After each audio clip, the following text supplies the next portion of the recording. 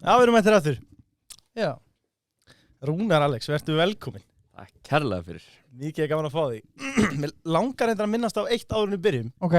Bara, sko, ég hef aldrei fengið jafn mikið pepp fyrir Jazz at Dark og síðustu daga. Ok. Og fyrsta lagi bara gaman að fá það. Og þú veist, jú, maður er án stjarna og allt það, þannig að helst ekki trufla með þeir með vinum mínum, sko. Nei. Djók. Þetta kemur fyrir svona, já, einstöku sinnum. En það er bara líka gaman að sjá tölurnar fara upp. Að fólki finnst gaman að hlusta á okkur. Það er náttúrulega bara forréttindi og heiður. En endilega eitt í þessu, endilega fylgja okkur á Spotify og Apple Podcasts og gefa okkur jafnvel rating. Já, ef hún er góð. Já, við erum bara heiðarleg.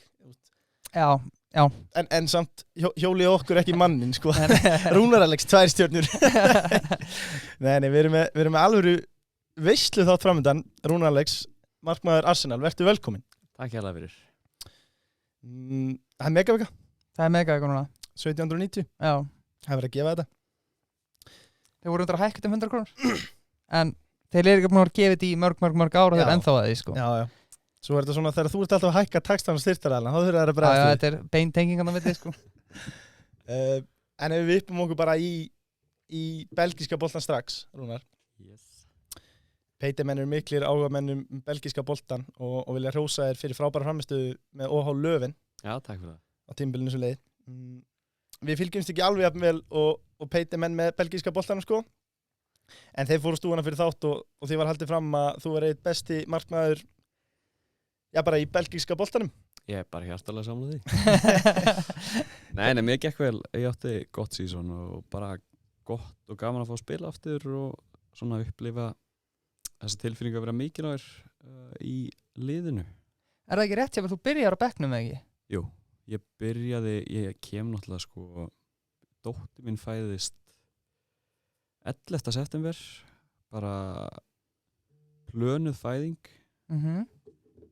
Og ég fekk 1,5 dag með henni, ég þurfti að fara til Belgíu og byrja að æfa með nýju liði, ég bara aldrei búin að hitta neitt hana og samdi náttúrulega við liði og meðan ég var með landsliðinu. Þannig að það tók svona smá tíma að komast inn í hlutina. Ég bjó á hóteli og var að flakka á milli Löwen og London í smá tíma, þannig að það var ekkert auðveld byrjun. Okay. Það tók mig einhverja hvað ætlaði að vera 5-6 leiki eitthvað að komast inn í lið en þú veist, það var líka alveg vita að ég myndi ekkert hoppa inn í lið. Þeir voru með markmann sem var búin að vera markmann í einhver tíma og hafði unnið með þjálfarnum og þeir átti svona sitt bond og þú veist, það var bara mér var tilkynnt það á fyrsta degi bara að ég myndi ekki fá bara gefins byrjanlega sæti, ég þurfti að vinna mér inn fyrir það og bara fínt að það tók í lengri tíma þetta þó svo ég var alveg að vera gráherrar á tímabili. Já. Hvernig er þessi deild? Sko, það er oft talað hana sem svona mini-Bundesliga. Það er mikill hraði, mikið fram og tilbaka en veist, ekki svo mjög gæði eins og í Þýskalandi en það eru margir leikmenn sem fara frá Belgíu til Þýskalands ef þeir hafa þessi gæði út við að Þjóðverðinu vita þeir hafa kraftinn. En svo, þú veist, það var svolítið tvískipt, þú veist, annarkvort voru velli góðir eða voru lélegir og þú veist, vellinir eða stúkurinn flottar eða þú veist, ljótar og gamlar og sama með, þú veist, gæðin í liðum. Það voru, þú gast spila á móti liði sem var bara með fullt af landsliðsmönnum og mjög vel spilandi liði og alveg svo gast lent bara í einhverju kekkan rönnliði og varst bara að fara að berjast í 90 mínútur. Það er svona næsta skref fyrir ofan kannski Skandinavíu. Ok. En fyrir neðan þessu topp 5-6 deildir. Og hvernig er þetta lið í Belgíu? Þú veist? Í hvað sæti lentum við núna? 10. held ég. Við rétt mistum að playoff sæti. Það er sem topp 8. Ok. Við vorum eitthvað stærra en rétt fyrir utan það. En markmið þeirra var að gera betur enn í fyrra sem væri þá að komast í þessi topp 8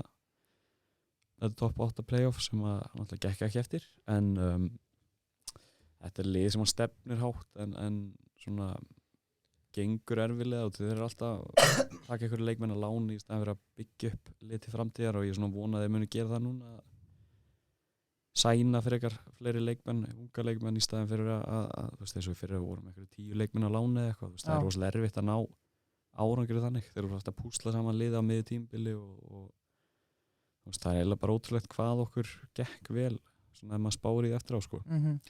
Hvernig fannst þér að búa í Belgíu? Ég er náttúrulega ólst upp þar að miklu leyti bjóðina frá 5 til 12 ára aldur sem þá byggum við í svona meiri sveit. Lókarinn er bara pingulítið þorp í raun og veru, þú veist, það er ekkert að frétta þar. Núna, við fluttum til Brussel, ég var bara einn eins og sagði í byrjun þegar kona mín er nýbúin að eiga, hann var á hóteli Löfven og svo fluttum við okkur til Brussel, það var geggjað að búa þar, sko. Fílum þetta stórborgarlíf, hentar okkur vel. Já, en ef við rennum aðeins aftur yfir tímabilið, þú brýtur þér sætið hann í byrjunliðinu eftir einhver 5-6 leiki og ert ekki bara orðin aðalmarkvörður heldur, ertu orðin einn af bestu markvörðum deildarinnar. Var einhver staðar þar sem þú hugsaðir, herðu, ég er búin að eigna mér þetta sæti og jafnvel þessa deild? Nei, ekki deildina, þetta er hörku deild, sko, það er fullt af mjög góða markmenn þarna. Og ég, þú veist, hvort ég hafi verið einn af bestu markmennum í deildinni, ég var með góða, hvað heit það, svona save percentage og jú, ég myndi alveg titla mig sem einn af betri markmennum í þessari deild en ég fann það bara svona,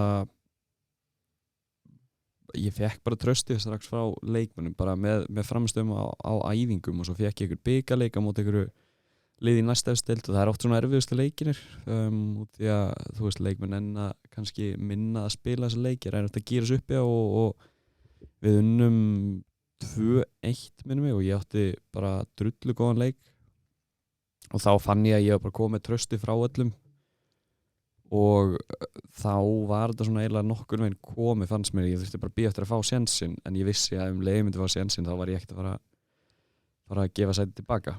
Náður að koma svona brottfallarlaust frá þessu? Var eitthvað mikið mistökum sem eru YouTube-klippir í dag? Nei, sem betur fyrir ekki, ég hef nú lent í því áður. Já, kom betur á það sinna. En nei, það var ekki þannig í Belgíu, þú veist, það kom alltaf mörk. Já. Alveg sama, þú veist. Eitthvað 50-50, eitthvað? Já, ég bara þegar þú spilar þessa stöðu, það verður alltaf skoða það, þú veist, analistar og sérfræðingar munu alltaf segja þú veist, skoða markmannin í hver einasta marki, þannig að þú veist, það voru alveg mörk sem að einhver mun segja kannski að maður eigi að gera betur en var ekkert engin blöndur eða neitt sem að ég horfði tilbaka bara tjöfull maður. En þú komst aðeins inn á save percentage á hann. Hvernig spilar tölfræðin inn í fyrir markmenn eins og þú, hver er þín tilfinning varandi narratífið annars vegar, það sem að bara hugsa, heyrðu, hann varði fárlega vel hérna eða bara síðan á móti kemur vörslu hlutfall eða mörkfengin á sig hvað ræður? Veist, ég bara þekkið ekki sko, ég sá bara þessa tölfræði út í ég var að taka þér í þetta á Instagram ég bara þú veist, ég skoða ekki svona tölfræði mér finnst allt þetta XG og þú veist, hver meira með boltan í leik og allt þetta dót, þú veist, þetta er bara tölur á blaðin, þú veist, þú getur 70% með boltan og tapa leik og þú veist, ég get átt eina geggja vörslu í leik og þú veist, áhátt leik eða þú veist, þetta er allt bara þetta er ekkert svona einfalt, skilur Nei. Ég er ekkert rosa mikið að spá í þessu allavega, það er bara fyrir aðra þú veist, kannski koma með þessar upplýsingar til mín og segja, þú veist, ef að ég er að fá kannski alltaf mörk á mig í hægra horni eða eitthvað, skil það, þú veist, ég fæ þá tölfræði, skil, þá er það auðvitað eitthvað sem ég skoða, þá veit ég bara ekki, ég þarf að bæta þetta en eitthvað save percentage, þú veist, það er ég held að sé ekkert alltaf marktækt út í að, þú veist, þú get fengið vörslu fyrir skot sem kemur að 35 metra færi alveg svo að fá, þú veist, ekki vörslu fyrir skot sem kemur að 1 metra færi, skilur En kannski jafna það sig samt út yfir heilt tímabil, sko Já, alveg pottet, ég bara, þú veist ég skilur skoða þetta ekki drosa mikið Nei. Þetta er tölur á blaði Já. En bónusmenn, nýjustu vinni katt. Sko, mér langar bara aðeins að tala um það. Maður er alltaf að tala um, nú ætla ég að breiða minni peningi skyndibita og spara. En auðveldasta leiðin til að spara, akkur að fara út í ónefnda verslanir þegar þú getur fengið þetta á kannski 40% lægra verði í bónus. Það er líklega því að sumir hata pening. Já, ég meina, ég elska að brenna peninga en þú veist, ég vil Samt fá fyrir matinn bónus, sko. Já, ég vil fá matinn minn á besta verðinu. Þannig að það eru bónusmennir með nýja grísin þar. Þeir eru með aðra spurningu dagsins og hún er eftirfarandi. Hver er leiðilegastur og hver er skemmtilegastur í Arsenal?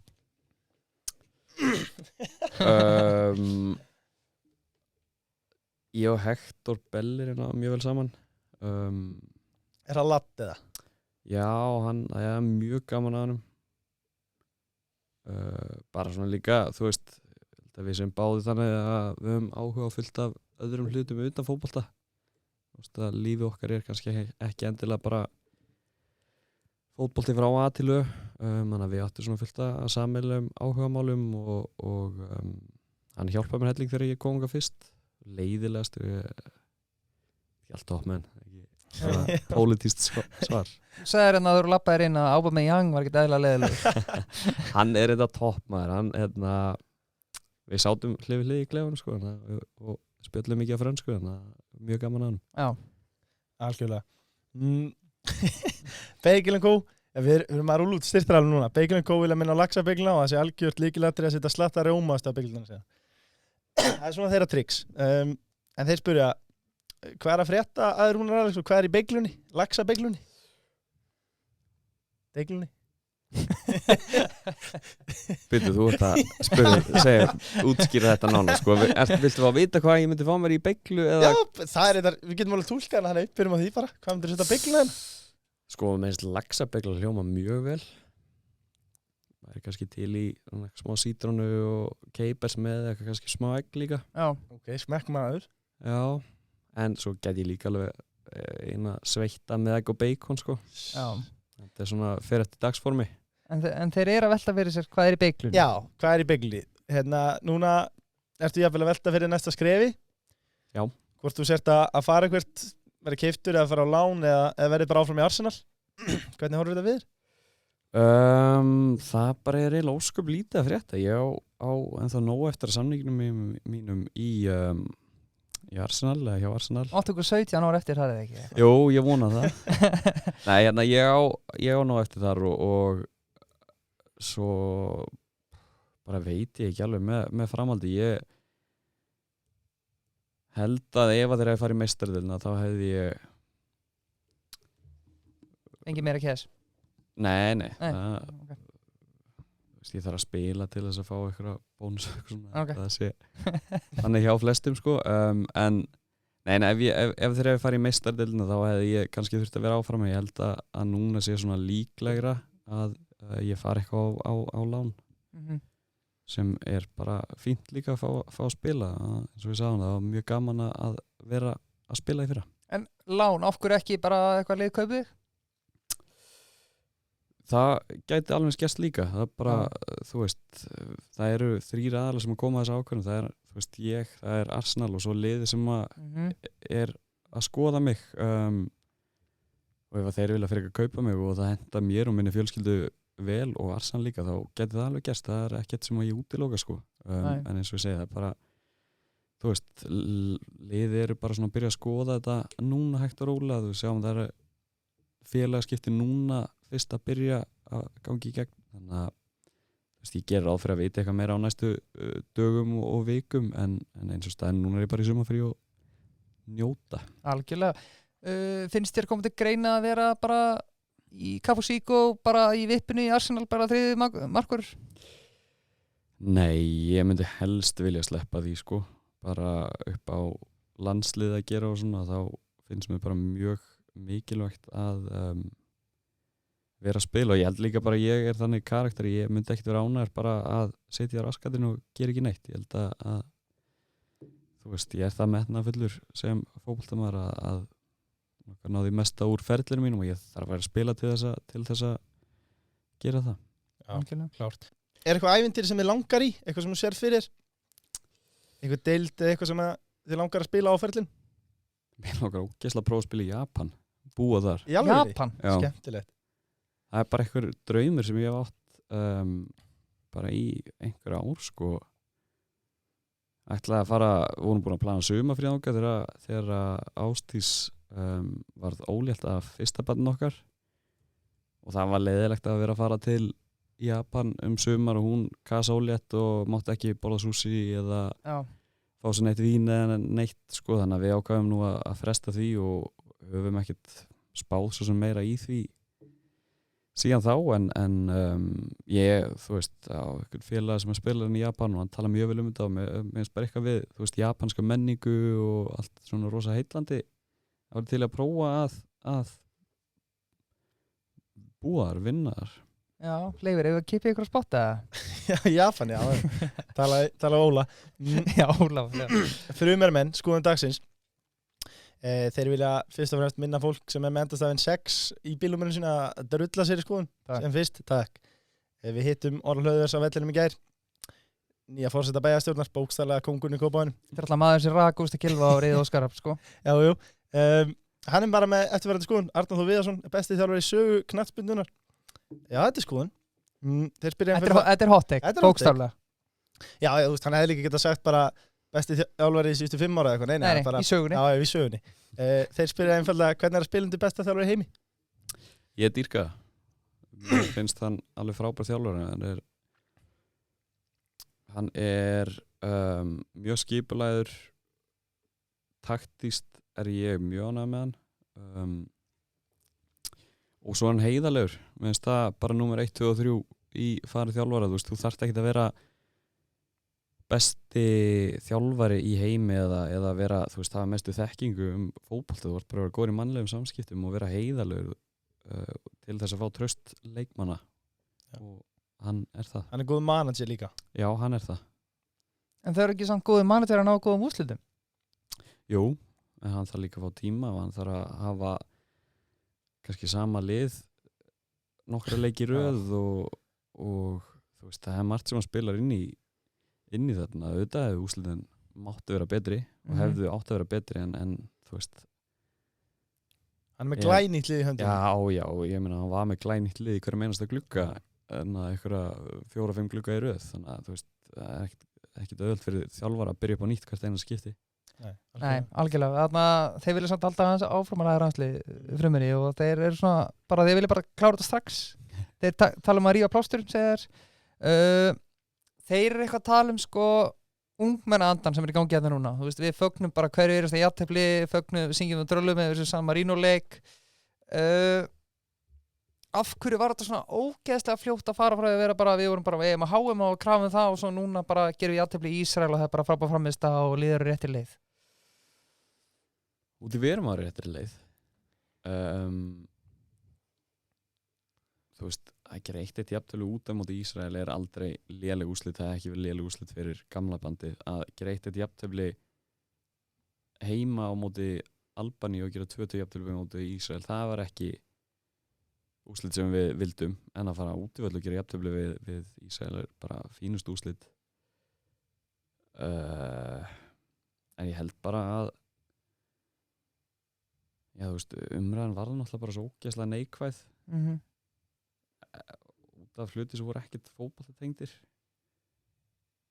og allt í einu breytist allt liðið og þú veist, núna erum við í þessar uppbyggingu og byrjum mjög illa og núna er svona, þú veist, kannski smá bæting hjá okkur og þá svona vilja margir kannski gleðjast yfir en þú veist, þetta er ekkert nóg, þú veist, við vitum það alveg, við viljum miklu meira, við viljum vinna þessa leiki á heimavelli og ná í þessi úrslit sem að gullkynslóðin var að ná í og þú veist, fara á stórmót en þú veist, það náttúrulega hjálpar okkur að umræðan sé góð, miklu auðveldur að gíra sig upp í leiki og ná í úrslit þegar það er í ákvæðin í kringu þig. Já, það var bara þegar landsleikur var í gangi, það var celebrity beef í gangi milli þín og Kára Árna það sem þú segir að gagnrýnin hafi verið ósanngjarn, stendur við þau orðið? Já, þú veist, ég fannst mér fannst fullt að þessari gagnrýni vera ósangjönd, en það var líka alveg gagnrýni sem átti rétt á sér, alveg klárlega, og við erum ekkert yfir það hafnir að það sé verið að gagnrýna okkur, bara enga veginn, en þú veist, gagnrýni þarf að vera rétt, hún þarf rétt borin fram og hún þarf að eiga rétt á sér, þú veist, það er ekki gagnrýni að segja að þessi kjúklingar séu ömurlegir og þú veist, bara eitthvað reyna að vera sniður með íslensku skilur, þú veist, það þarf að vera það þarf að make a sense það sem er sagt, þannig að maður taki eitthvað mark á því og það var fullt af þessum að maður bara sá og gata ekkert annað gert en bara hrist hausinn yfir. Ég stend klálega við þessu orð sem ég sagði, en það var líka gagnrýni sem átti rétt á sér. Já. Ég er ekki alveg sammáli og ofta að horfa á sko, að því ég er aldrei hrifinn af auðveldu teikunum sko, og það er svo auðvelt líka út af þessu mótbyr sem við erum búin að tala um sem sagt, eftir að út af hlutum sem að bara komi landsliðin ekki neitt við. Þá er svo auðvelt að hlaða ofan á það með einhverju frammistöðu eitthvað. Við erum með glænýtt lið og það tekur tíma og það þarf alveg svona smá samstillingu í íslensku þjóðina að bara byrjum að peppa þetta. Þetta er nýtt lið, þetta er bara að byrja frá byrjun. Já. Sko, ég held þetta er ekki sem við þurfum að gera, við þurfum bara að sýna með framistöðinu á vellinum að við eigum það skilið. En þá heldur ekkert að vera eins og segir að einn segir eitthvað þá þurfa allir hinn að hoppa vagnin, þú veist. Mér fannst það vera orðið svolítið þannig að kannski einhver sem var ósáttur með liðið eða hvernig KSÍ var að höndla allt sem var í gangi innan og utanvallar og þú veist, að byrja bara eitthvað neikvæð umræða, þá byrja bara allir að taka þátt í án þess kannski að hafa sín eigin skoðun eða þetta var einhvern orðin bara svona smá tippakefni, hver gat verið svona harðorastur. Já. Og mér finnst það svona, þú veist, ég skil það ekki. Nei. En, þú veist, ég get ekki svara fyrir aðra, ég hugsa ekki fyrir aðra, en þú veist, þetta er mín skoðun, mitt ekki á þetta. Algjörlega, og þú ert í því viðtali og þarna, já, alltaf er ekki hlutlaus, skilurðu, og ekki, þú veist, en þú veist, það er samt þannig að við erum bara búin að vinna San Marino, Færeyjar og Liechtenstein, þú veist, og hann er búin að vera þarna í 2 ár eða eitthvað, 1,5 ár eða eitthvað, þú veist, en ok, við erum á rétti lið. Já, ég held það, já. Já, flott. Já, Netgyro, skúp dagsins, það eru 9 okkur líka. Já, það eru eiginlega 9 stuð vinnundur okkar, sko. Rúnar Alex, hann notaði það mikið, sko. Já, hann var að segja okkur frá fasteignaverðinu í London á hann, það var gott að vera með Netgyro, sko. Já, dreifa þessu bara. Nei, þetta er mjög sniðugt samt, bara upp á það að geta bara dreift þessu aðeins. Sumir tala að það er aldrei að staðgera neitt. Nei, þú veist, núna er 2001. En við erum að tala það bara, sími í dag, ég var að skoða þetta, félagið með brautan 160 skall fyrir nýjan síma, það er bara... Það á enginn 160 skall í lausu, sko. Já, ef þú áttan, þá ertu vel stettur. Já. En Netgyro, þeir eru alltaf vinnarhandlar. Lítill fugl var að hvísla að þeim að þú væri á leiðin til Sönderland. Er eitthvað til í þeim fregnum? Nei, ég hef ekkert eftir því. Nei. Það væri skemmtilegt múf, samt. Það er ekki skemmtilegt. Ég horfði á þess að Sönderland þetta og það var gaman að spila fyrir það félag. En þetta er fyrsta sem ég heyri að þessu, sko. Þá þyrftum við á 3. seríu, sko. Já, vá, hvað það verið gaman. Já, þannig að Sönderland, ef það kemur á borðið, þá væri það eitthvað spennandi verkefni. Já, algjörlega. Ég held að, þú veist, alltaf gaman að spila á Englandi. Sérstaklega voru ekki að fara upp í Championship núna. Jú. Já, þú veist, Championship, hörku deild og okkur leið mjög vel á Englandi, þannig að það væri mjög spennandi að skoða það. Já. Algjörlega. Ef við förum aðeins í aðra sálma næstum áratug síðar, manstu enn tilfinninguna þegar þú varðið vítaspyrnu Davíðs Þórs Viðarssonar í þennu fyrsta deildarleik með meistaraflokki KR, því ég man eftir þessu mómenti, sko. Nei, veistu, ég er ekki alveg með það á hreinu. Ég man eftir, sko, eftir fullt af öðrum vörslum og svona, man eftir markinu sem að Atli Viðar skoraði. Man ekki eftir tilfinningu sem fylgdi að verja víti en man eftir spennufallinu sem fylgdi eftirleik.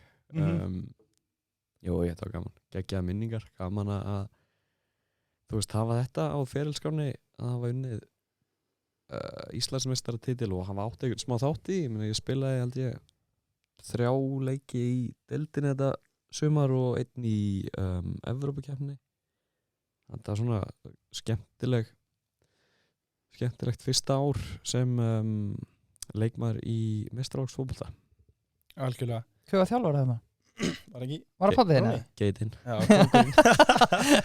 Geitin. Já.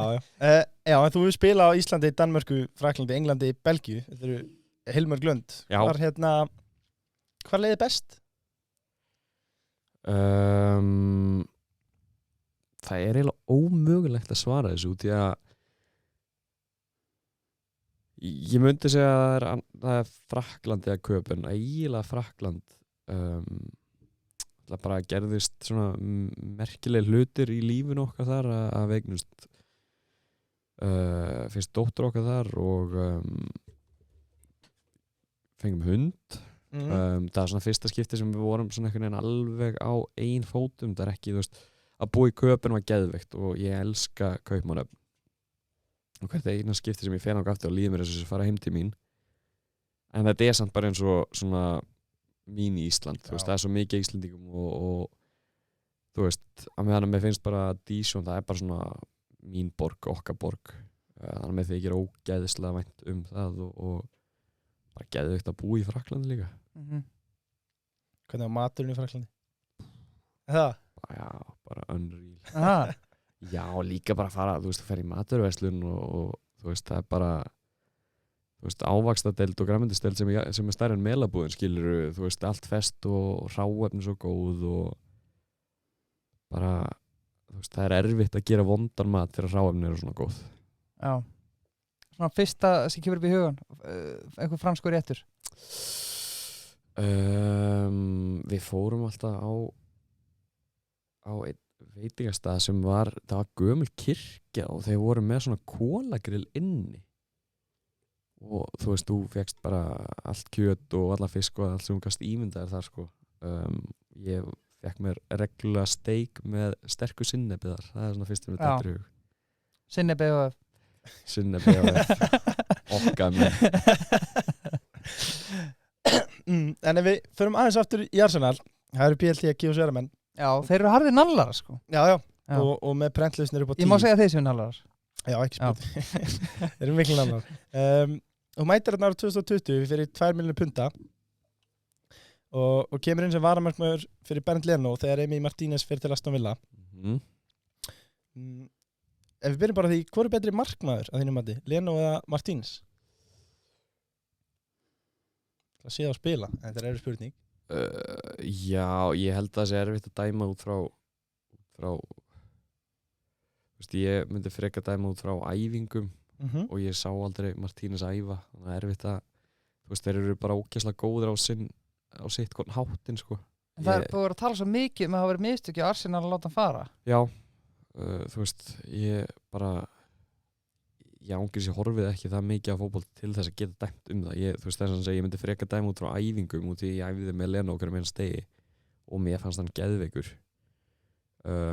Ég bara hef ekki séð nóg mikið til Martínez til þess að geta sagt þú veist, hvor er betri en ég held að sé bara báði geggjaði markmenn. Þú veist, Martínez byrjunleismar í argentínska landsliðinu og keyptur á bönns af peningum. Þú veist, það er engin lélegur markmaður keyptur á svona mikið pening en bara geggjaður á sinna hátt held ég. Já.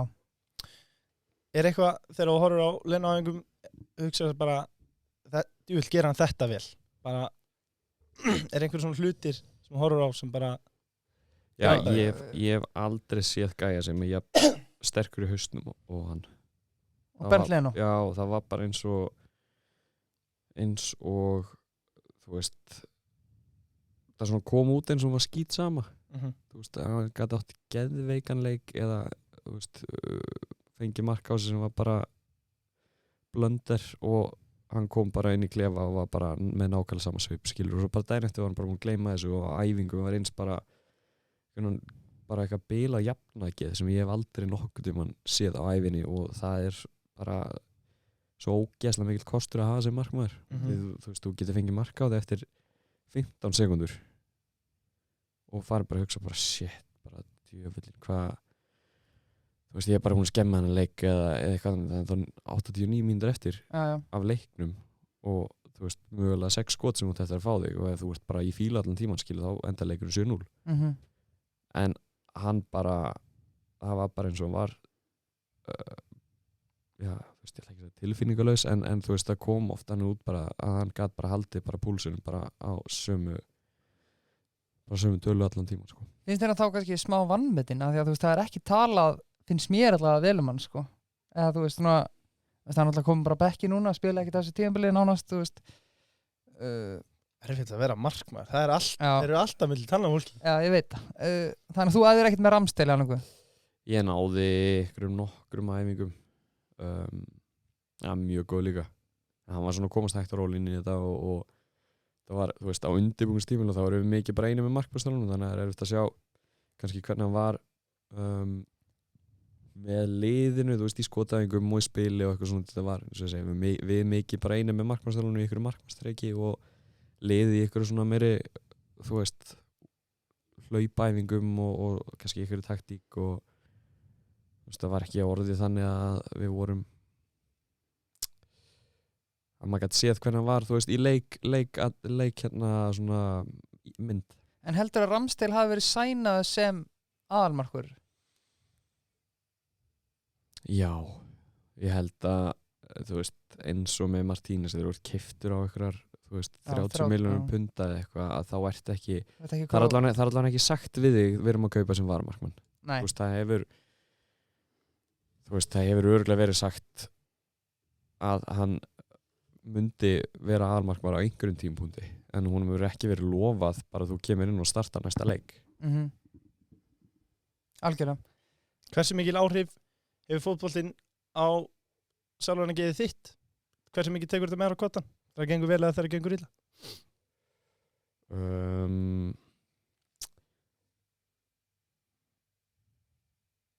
Minna eftir að eignast börn. Já. Núna kem ég heim og ég bara, þú veist, ég hef eiginlega ekki tíma að hugsa eitthvað annað en þú veist, þetta hefur samt alltaf ótrúlega mikil áhrif á mann, þú veist, þetta er náttúrulega, þú veist, bæði er þetta passion, skilurðu, þetta er bara það sem ég elska að gera en svo er þetta líka vinna mín, þannig að þetta er svona oft skrítna tilfinningar sem að fylgja þessu og þú veist, að segja að ég fer heim og ég hugsa ekki neitt það væri bara lygi, sko. En sem betur fyrr, dætu mínar á að hjálpa mjög mikið með það að geta bara að slögt svona aðeins á þessu. Finnst þér, nú sitjum við hérna í Kópavoginum, ég og Leifur hérna bumbunni og þú hérna flottur, sko, þarna við þykjumst vita að þetta sé langstærsti samningur og bara stærsta mómentið þínu lífi þegar þú kemst að því að Arsenal hafi áhuga á að fá þig. Kannski börnin stærra moment? Nei, ég veit ekki. Ég myndi velja Arsenal frekar.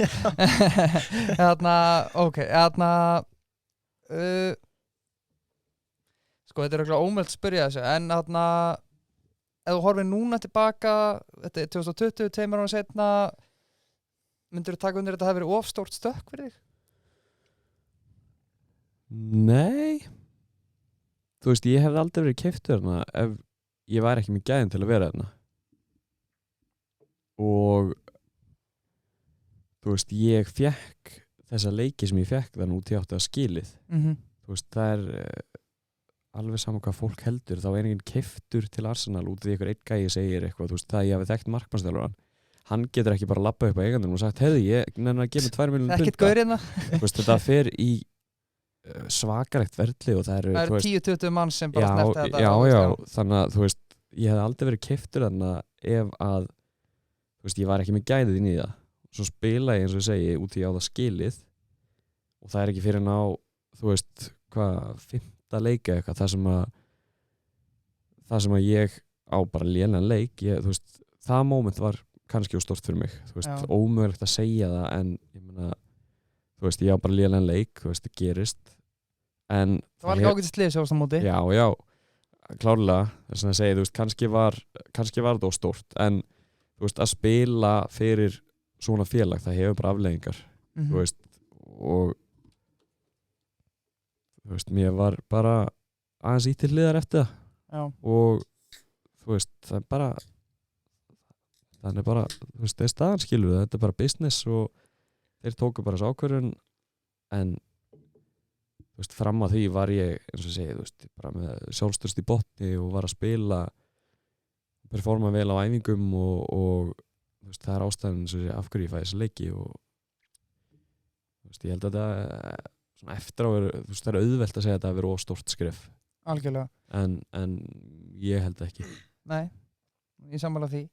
Þarna, þú veist, eins og Leifur var að tala á hann, þú veist, þú lentir í, sko, þarna, eftir City-leikinn að þú bara þarft að eyða Twitternum hjá þér. Já, sko, það er miskilningur. Ég og Leifur fórum aðeins yfir þetta sko, off camera. En hérna... Þannig fínt að fólk fá aðeins að fara baka tjöldin, sko. Já. Nei, ég sem sagt, ég eyddi Twitterinu mínu áður en að ég skrifa undir í Arsenal. Bara leið og ég vissi af þessum áhuga, þá bara breytti ég Instagraminu mínu þannig að enginn gat kommentað, enginn gæti sent með skilaboð sem að, þú veist, ég þekkti ekki út því ég vissi bara að, þú veist, þetta er bara of stórt til þess að geta díla við þetta sjálfur og eyddi Twitterinu mínu.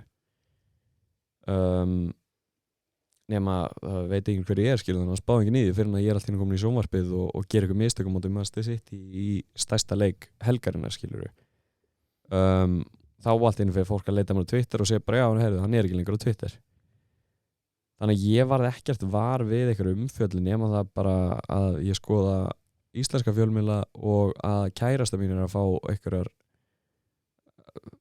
þú veist, bara einhver viðbjóðsleg skilaboð á Instagram og mamma mín og pappi og eitthvað skilur, þú veist, það er eina sem að ég fæ að vita og sjá, þú veist, það er ekki ég sjálfur heldur bara fólki í kringum mig og svo þegar ég skoða íslenska fjölmiðla. Þannig ég, þú veist, ég slapp þanniglega ágætlega við þetta sjálfur en alveg hræðilegt að þurfa að vita það að mamma mín og pappi sé að fá okkur skilaboð og barnsmóða mín og kærasta mín unnusta mín í dag, þú veist, það er bara versta sem ég veit, sko. Já, algjörlega, og, veist, og bara hvað þetta er bilað umhverfi, skilur þú veist, út af einum slökum leik. Þetta en þú veist, þetta er líka bara þú veist, þetta er ástríða fyrir stuðningsmenn, annars þetta er ástríða fyrir mig, skilur og veist, ég ætla ekki að segja að ég skilji þetta út af því ég skil ekki að þú veist að einhver gæi í einhver öðru landi inn á einhver fótboltavelli eigi lélega leik að þá þau þarf að senda að þú veist, hann vonið að börnin mín fái krabbamein og degi, skilur, þú veist, það á ekki að vera þetta er sturlt, sko. Já, það á ekki að vera þannig fyrir neitt, sko, en þú veist, ég skil passjónið af vissu leyti. Já, það er hægt að fara yfir línuna, sko. Það er hægt að fara langt yfir línuna, því miður. Kemur menn, sko, ég var aðeins að fara yfir þetta, sko. Rúnar Alex var nefnilega með 3 póka gemi á hann, sko. Já, þetta voru bónuspókar samt, sko. Já, sorry, já, veit. Notaði bónuspókana í gemi, en flugnabannin, já, þú veist, lúsmíð er bara leiðilegt. Hvað kostaði hann núna? Sko, hann kostar 6.196 en þú vilt líka borga fyrir gæði. Það sem ég finnst skemmtilegast er að minn maður Hermann, hann er að setja sko 196 krónur á þetta, sko. Já. Hann er ekkert að vinna með 15.990 dæmi, sko. Nei, hann bara kemur til dyrinn svona klættur, hann bara setur rétt verð á þetta. Það er bara nákvæmlega það sem hann keypti þetta utan, sko. Já. Það er engin álagning. Frádræg, eitthvað Já, hann er borgað með þessu. En þeir eru að sjálfsögðu líka með besta glussan og þeir vilja aðeins ræða káaliði, það sem að Rúnar, eða Geitin eins og við köllum hann. Rétt. Einhverju kalla. Nei, Rúnar eða Geitin. Já, hann er bara Geitin, punktur. Og djúvillega við vonum mikið að þakka sem káur ykkur. En hvernig finnst þér káur hafa spila á sem af tímabilinu? Og hversu vel fylgistu með káur svona alla jafna? Ágætlega tengdur, káur? Já, ég fylgist alveg gríðarlega mikið með káur. Þetta hefur náttúrulega bara ekki verið nóg gott. Þú veist, það verið í 7. sæti, það er ekki þú veist, sem káringu þá er það bara ekki nóg gott. Nei. Þú veist, og ég þekki alla þessa gæja skilur og kannski verða þær ekkit kannski þjálfara líka? Já, en þú veist K.R. á bara að gera kröfu á að vera berast titilin og eins og staðan er núna það eru ekki að því og þess vegna segi ég að það sé ekki nóg gott en þú veist Getur þú sett puttan á það? Hvað er að klika? Já, alltaf heimavellurinn á að vera bara vígi þá enginn að koma í frostaskjólu og ná í stig, þú veist, þá bara ekki að vera hægt og þú veist, við erum búin að gera markalust jafntefli við Káa, gera jafntefli við Ía, Leikni, þú veist, og þetta eru leikir sem við erum að bjarga jafntefli, þú veist. Og þetta var í fyrra líka svona, sko. Það var í fyrra líka og það náttúrulega, og það þú veist, líka ég veit að þetta eitthvað sem að pabbi ekki, þú veist, ánægð með og þetta það fyrst og fremst að laga þetta og því að Káa eru alltaf góður útivell einhvern veginn, þú veist, þeir bara með það reynslu mikið lið að þeir vita hvað þarf til þess að ná í sigra en einhvern veginn, það er bara eins og ég veit ekki, kannski eitthvað búin að búa til eitthvað meiri pressu á sjálf sig þegar þeir eru að spila heima allir út í að búa gangu sýtla, ég veit ekki alveg hvað getur verið sko, en ég held að það sé svona aðal vandamálið. En hvernig finnst þið liðið vera samstilt? Er þetta ekki alltaf gamalt lið? Nú er alltaf, ég með 2 káninga þetta. Er þetta ekki bara allir heimili grund volum 2? Nei, Birkir, sko, ok, Breiðablik gengur vel og allt það. Þið voru að tapa leik, það þarf aðeins að skrúa niður. Nei, unnum 4-1 ekki er. Já, það undan því. Sko, bestu liðin í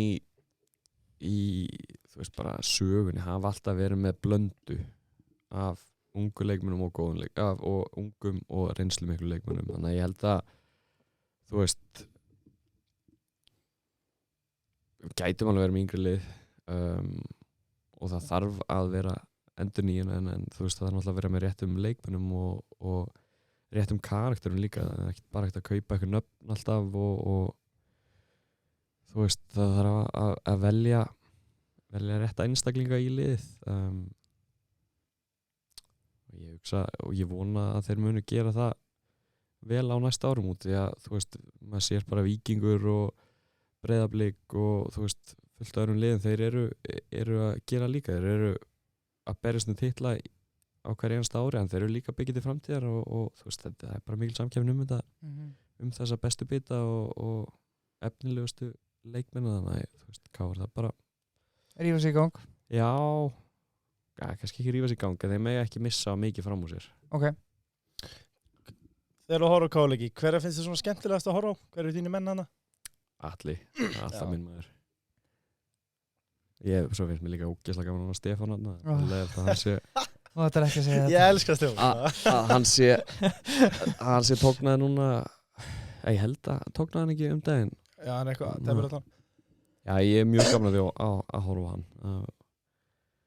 Ótrúlegt hvað hann getur gert með fótbolta. Kannski að það hefur sig að skjóta, Stefni, ef þú hlustar á þetta. Ef þú mætti sækja einn í Káa núna?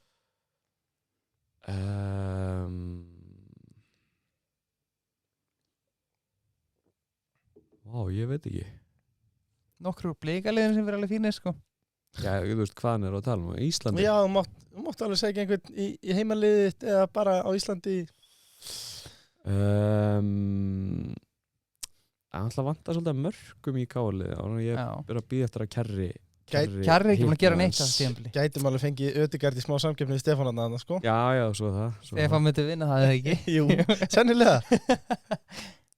Jú, ekki. Jú, alltaf. Já, Rúnar er að hlusta vonandi, en við fengum hann alltaf til okkar í vor, ég algjörlega frábæra þetta. Ég hlustaði.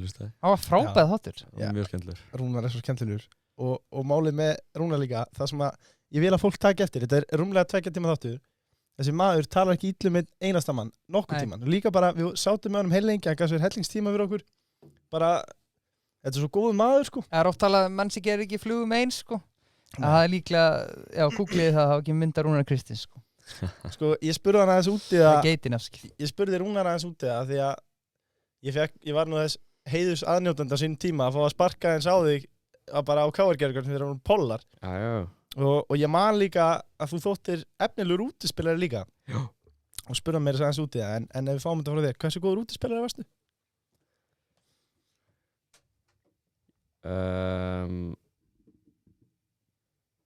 Ég held að ef ég haldi áfram sem útispila ég hefði orðið atvinnumaður líka. Er það ekki? Ég held það, jú. Bæði út ég með, þú veist, var með og er með fín gæði sem útileikmaður en þú veist, að vera aðdurmar íþróttum, það er aðalega hausinn og það er yfirleitt það sem að klikkar hjá flestum sem að fara heim aftur.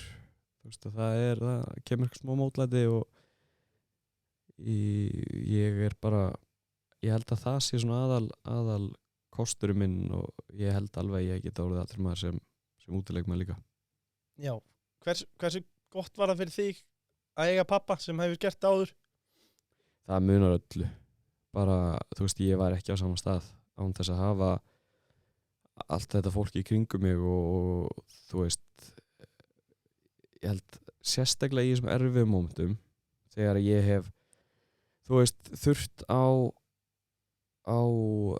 ráði að halda, þá er ég með pappa sem að hefur lent í flestu þessu áður, þannig að hann veit hvenær hann þarf að veita mér ást eða hvenær hann þarf að segja bara, heyrðu, nú þarfst þú bara að halda kjafti og æfa betur. Þú veist, það er, ég held að það sé, þú veist, það er svo auðvelt að segja alltaf bara nei, allt í lagi, þú veist, þjálfarinn er bara fáti eða, þú veist, eitthvað fara ykkur afsakanir, en þú veist, hann þekkir þetta svo vel, hann veit hvenær hann þarf bara að segja bara, heyrðu, bara áfram gakk. Kom það einhvern tíma til greina að velja útispilaran? Var það einhvern tíma sem kom að einhvern tímpútur sem þú hugsaðir, já, ég gæti alveg tekið þetta úti? Sko...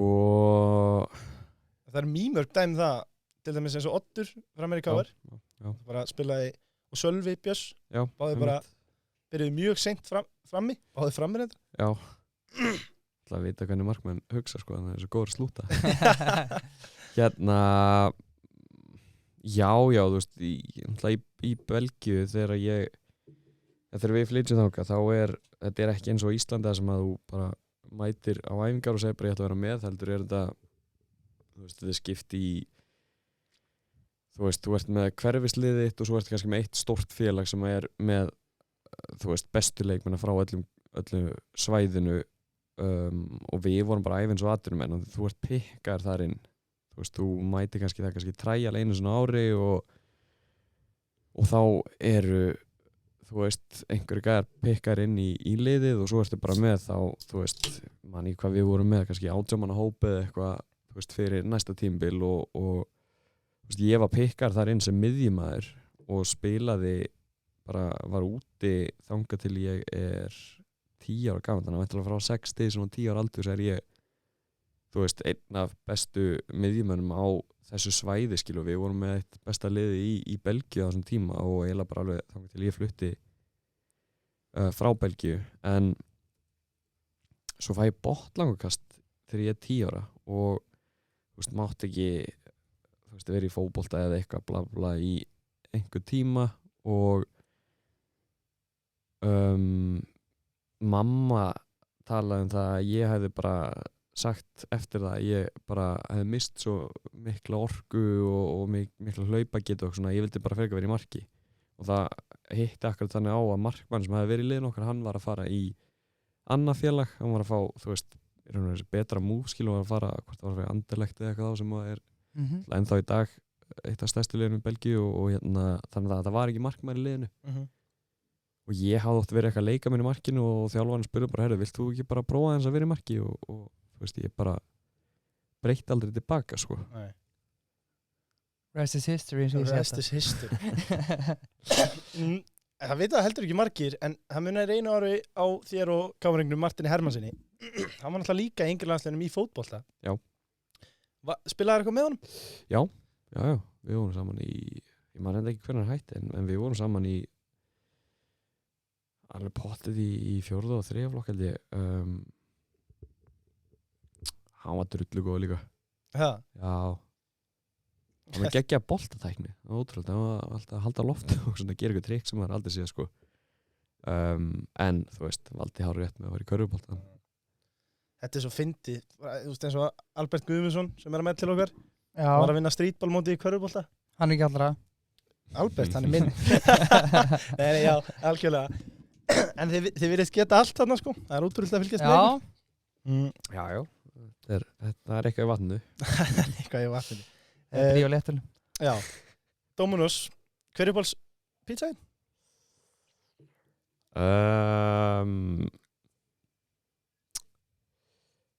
Fer það ekki bara eftir dögum eða? Jú, Já, getur gert það. Ég var nú með eitthvað boðum daginn og þá pantaði ég einhverjar 10 mismunandi pítsur og mér finnst þær allar góðar. Ok. ok, ég ætla að gera þetta erfitt fyrir þig. Þú ert að panta þér þriðjöldstilbóð, þú færir 3 álagsnefndur. Vá.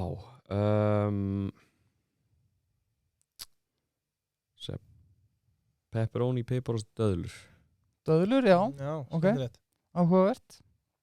En það er út af því að ég veit að ég myndi bara fá helmingina pítsunni og Ásdís vill fá döðlur á pítsunni sína. Já, ok, vel gert. Fallegt.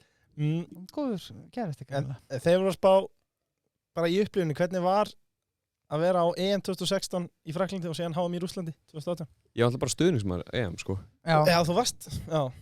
En mér fannst það geðveikt. Það var alveg ótrúlegt. Fór á fyrsta leikin í Saint-Étienne. varstu pirraður að vera ekki valin EM-hópin? Nei, ég var það ekki bara fyrsta tímabil mitt eða hvort ég hafi spilað Góngur samt í Danmarku? þú veist, nei, mér gekk vel í Danmörku en þú veist, á þessum tímapunkti varstu með Hannes sem var bara þú veist, Já, á dó. geggjaður og bara enginn sem var líklegur til að slá hann út úr liðinu. Ömmi var að spila vel og svo var Gulli búinn að vera alla undakefnina og Ingvar, þú veist, þeir voru svona eitthvað að berast um það og þú veist, bara 4 geggjaði markmenn og ég hafði í raun og ekkert þannig að gera, sko, 21 skamall og ekki en þá komið næga reynslu til þess að vera í þessum hópeldi. Þannig að ég skildi það alveg og var aldrei fúll yfir því. En HM 2018 var sturla. Ég mun aldrei gleyma þegar við vorum í rútinu að keyra inn á leikanginn fyrir leikinn út Argentínu með leið svona eins og ég var í Harry Potter mynd og vorum að fara að keppa í Quidditch bara heimsmeistarunum. Mér fannst það að vera svo óraunverulegt að þú veist. Er þetta mútið Argentínu eða? Já, þú veist, mér fannst það að vera svo fáránlega óraunverulegt að vera bara á HM fyrir Íslandsönd og þú veist, ég var bara svona komið kalda svita, stressi, sko, þetta var svo stórt. En þú veist, svo byrjaði maður að heita upp og þú veist, þetta er bara fótboltaskilur sama og við vorum að gera svona í KR fyrir 10 árum skilur, þannig að þú veist, það er bara geggjað en eins og ég segi, þetta var fáránlegt þessi rútuferð. Já. Mér skammast hann sem Rúnar var að segja okkur fyrir þátt að hann tala um að þú hefði aldrei móta hans feril. Já. En þarna, ertu eitthvað von, þú veist, á HM, þetta er skrítið spurningin, samt að spyrja þig, þarna, vonar maður að Hannes meiðist? Nei, það er ekki hægt að þú veist, ég er allavega alveg þannig upp að þú vilt fyrir eitthvað samgleðast fólki og þú veist, fá gott karma á móti. Þú veist, Hannes náttúrulega spilaði síðasta leiki meiddur og þú veist, það hefur ógeðslega gaman að vera með leik á HM að ferilskránni og væri ógeðslega gaman en þú veist, þjálfarinn bara mátaði þannig að ég var kannski ekki tilbúin í það eða Hannes bara var mikilvægt að hluta liðinu og þú veist, bara eins og það er en þú veist, ég myndi aldrei nokkuð tíman búinast eftir einhver meðist það bara, Nei. Ég held þú færð það bara í baki senna mér. Já. Það er líka skrítið hann að viðkjönda. Viðurkjönda, bara þetta er fáránleg spurning. Er það? Ég er kannski hann vondur, ég veit ekki. Já, mér veist þú. Ég er vondur. En líka bara að fá, eins og þú segir, að vera þarna á EM 2016, þar sem að þjóðin einhvern veginn þjappaði saman í bara þvílít stutti við baki á landsliðinu. Skapaði þetta ekki einhverja eftirvæntingu fyrir þig að sjá bara að vera í hvirfilbylnum hana? Jú, 100%. Það var líka bara markmið nummer 1, 2 og 3 strax eftir HM og næsta tíma bara komist í en landslýshóp sem fyrst. Ég held ég hafi ekki verið valin í landslið fyrir neitt tíma 2017 og það tók alveg smá tíma. Þú veist, ég var ekki valin bara í næsta hóp eftir það en þú veist, ég náði markmiðinu mína að lokum og ég held að ég hafi ekki mistað af einu landsliðsverkefni síðan að ég var valin fyrst í landslið nema þegar dóttir mín fættist október 19 sama dag og við spilum á móti Frakklandi. Já, og hvenær byrjar það vera bara semast fastamaður í landsliðinu? Eða semast þá menn ég fastamaður í landslishóp? Ég held að það sé 2017 úti í Finnlandi leik sem að við töpum held ég 1-2-0 eitthvað þannig. Þannig að þú finnst ekki að kynnast King Lars? Nei, jú, ég kynnist honum árið sko 2000 og hvort þessi 2014 bara rétt árin skrifandi á Norsjálland er ég valin í svona janúarverkefni landsliðinu. Gamla góða Indonésiuverkefni? Nei, það var í Abu Dhabi, það var bara þú veist, einn æfingleikur eitthvað móti Svíþjóð. Já. Þá held ég að ég hef sko náð að vera í A-landsliðinu, 21. landsliðinu og 19. landsliðinu á einu, þú veist, ári. Held ég sé ekki ljúga því, en þá það voru einu kynni mín af Lars fyrir þann þegar hann kom svo með Adda og Eið í fyrstu verkefnin þar. Og þetta er bólaspurning, þetta er algjör bólaspurning, en það er lægi að því ég er bólur. Já. Þú ert það. Já. Var einhvern tímann áttu einhverja skemmtilega bólasögu af þessum Arsenal-strákum með það? Eitthvað sem kom upp á eða einhver sem gerði eitthvað fyndið eða?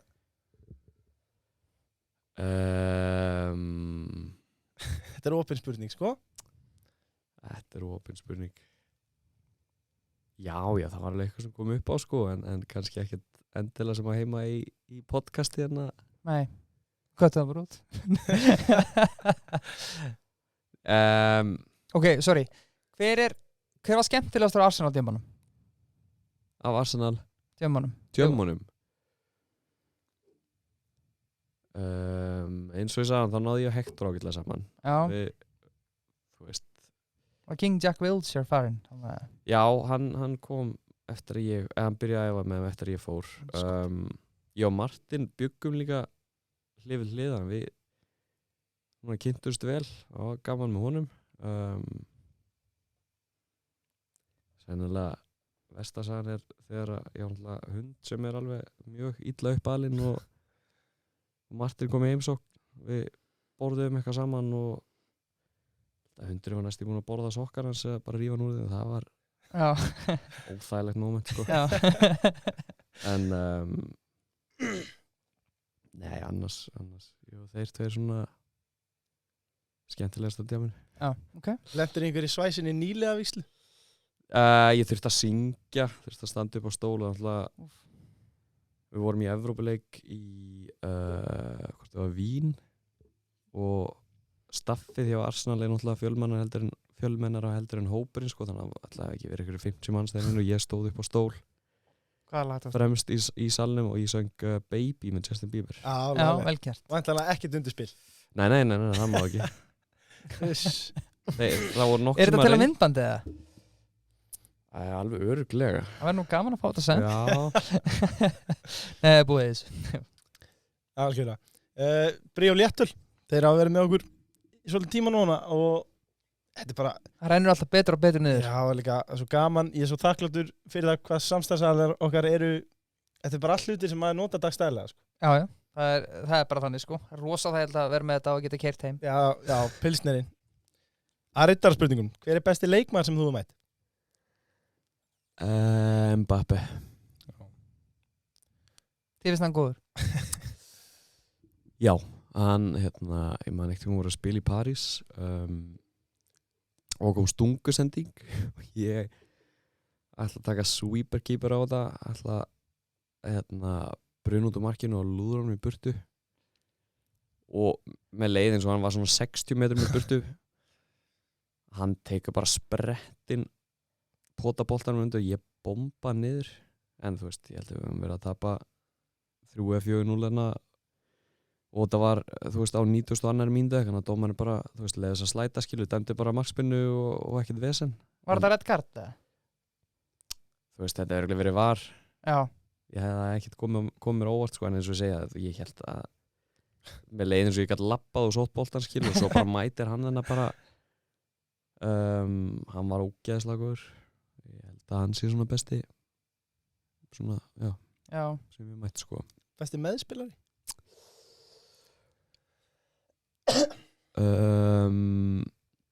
Sko, mér finnst leiðilegt að velja einhvern Arsenal út af því að ég spilaði svo fáa leikjar. Mér finnst það ósanngjarnt. Ok. En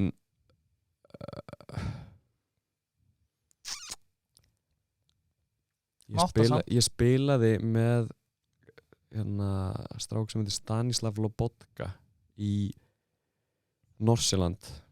Hann var seldur þaðan til Celta Vigo og í dag í Napoli, búin að vera þar í 3 ári eitthvað og það bara unreal gæði. Hann er svona 1,50 á breidd og 1,50 á hæð og þú bara nærð Ég að horfa mynd á hann núna. Þú nærð ekki boltan með hann, það bara ótrúlegt.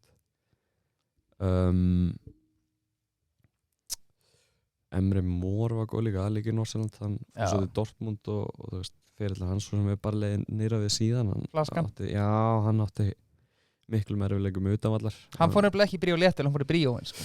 Já.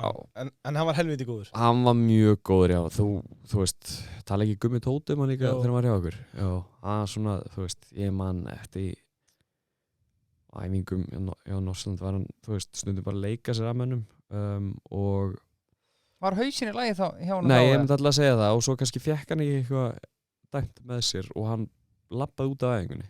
Þú veist, bara það þurfti ekki meira til þetta en að, þú veist, það var fyrir að testa hann. Þú veist, þjálfarinn kannski vissalega var brot, skilu, bara menna að reyna að klæða hann úr búningnum út í að gátt ekki stoppa hann öðruvísi.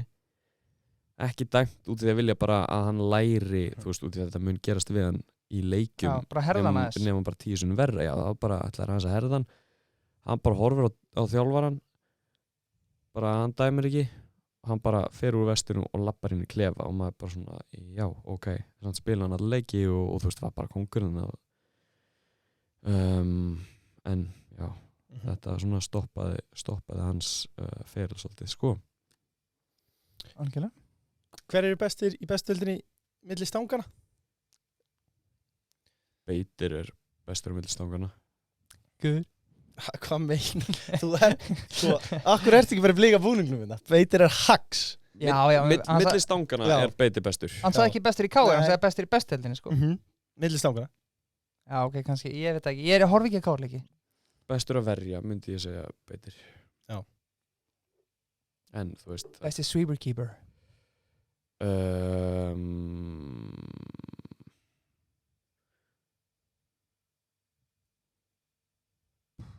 Það ekki Beitir, það get ég sagt.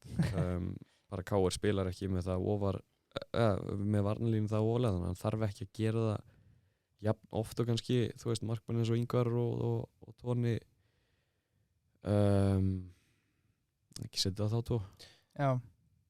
Mér langar að skjóta inn í að þið erum að tala um sweeping keeper og einhver attribút á markmannum. Þú ert náttúrulega góður í löpunum. Áttu eitthvað moment, svona eins og Courtois og ógleymanlegt moment þar sem hann setur svona gegnum lappirnar og sóknarmaðurinn bara flýgur í burtu. Hefur einhvern tímann sóla fram mér bara upp úr skónum? Já. Ég tók í Frakklandi einu sinni að chippa hann yfir þú veist, einmitt var svona Mbappe moment þar sem að ég er að hlaupa á móti boltanum og strækjarinn er að mæta mér og ég sá að ég var svona smá tæpar á tíma þannig að þykist alltaf lúra mér burtu og chippa boltanum svo upp og bara fer yfir fótinn hans og hann fer svona 10 metra áfram. Svo tók ég Timo Pukki einu sinni í Danmörku þegar hann var í Brøndby og ég var í Norsjöland og það var mér að væral á Instagram á einhverjum tímúti. Ég er að finna það. Það er svona einu sem maður eftir. Já. Topp 3 bestu markmenn í heiminum í dag?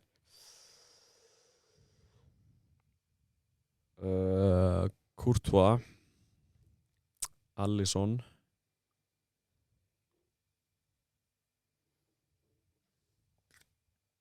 og